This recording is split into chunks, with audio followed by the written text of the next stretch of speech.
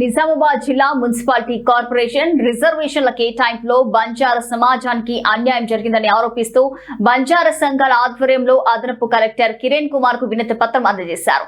2019లో ST reservation ను 10% పెంచినప్పటికీ కేవలం 7% మాత్రమే పరిగణలోకి తీసుకోవడం సమంజసం కాదని నేతలు పేర్కొన్నారు. ఈ విషయంపై అన్ని పార్టీలకు సంఘాలకు అతీతంగా బంజారా ప్రజలు ఐక్యంగా స్పందించాలని కోరారు. ఈ కార్యక్రమంలో బంజారా సంఘాలు, గిరిజన విద్యార్థి సంఘాల నాయకులు పాల్గొన్నారు. కేవలం ఒకటే కేటాయిస్తూ ఈరోజు మన గవర్నమెంట్ ఎలక్షన్ చేస్తుంది.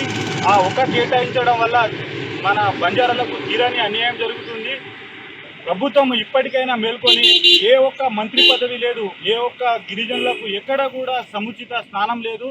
ఎక్కడ జరిగినా కూడా గవర్నమెంట్ ఎస్టీలను తుంగలో తొక్కే ప్రయత్నం అయితే చేస్తుంది. దీనిపైన ప్రభుత్వం కూడా వెంటనే స్పందించి దీన్ని మరలా కుదింపు చేయాలని చెప్పేసి మా గిరిజన సంఘాల ద్వారా మేము మా యొక్క విన్నపం చేస్తున్నాం.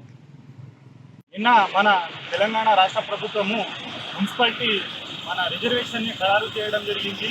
ఆ రిజర్వేషన్ని గత ప్రభుత్వము 10% కుదింపు చేయడం జరగగా ఈసారి దాని 7 నుంచి దాన్ని తగ్గిస్తూ ఇలా మన నిజామాబాద్కి మున్సిపాలిటీ కార్పొరేషన్లో 60 స్థానాలు ఉన్న మున్సిపాలిటీ సీట్లను మన రిజర్వేషన్ ప్రకారంగా ఒక 10 అయినా కేటాయించాలి. కానీ కేవలం ఒకటే కేటాయిస్తూ ఈరోజు మన గవర్నమెంట్ ఎలక్షన్ చేస్తుంది.